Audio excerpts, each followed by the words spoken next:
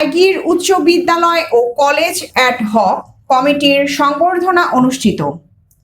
আব্দুল হালিম, বিশেষ প্রতিবেদক, রংপুর থেকে। জায়গীর উচ্চ বিদ্যালয় ও কলেজ অ্যাড হক কমিটির সংবর্ধনা 20 ফেব্রুয়ারি 2025 বৃহস্পতিবার সকাল 11টায় বিদ্যালয় অফিস কার্যালয়ে অনুষ্ঠিত হয়।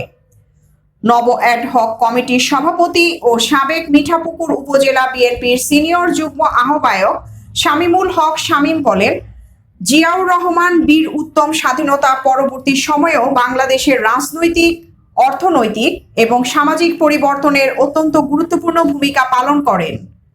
শামীমের সভাপতিত্বে বক্তব্য রাখেন অত্র প্রতিষ্ঠানের অধ্যক্ষ আলহাজ মোহাম্মদ মোক্তার হোসেন, সহ প্রধান শিক্ষক ওয়াজেদ আলী, অভিভাবক সদস্য লাইবুল ইসলাম, শিক্ষক প্রতিনিধি মোসলেম উদ্দিন, সহকারী শিক্ষক মিলন চন্দ্র পাল, কাফরিখাল ইউনিয়ন বিএনপির সভাপতি জাকিউল হক ও ময়নপুর ইউনিয়ন বিএনপি নেতা জাহাঙ্গীর আলম প্রমুখ।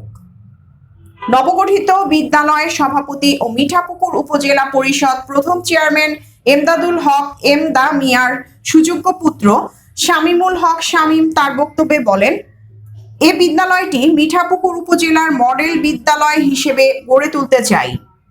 এ বিষয়ে বিদ্যালয় সংশ্লিষ্ট সকলের প্রতি সততা ও নিষ্ঠার সাথে কাজ করার আহ্বান জানান।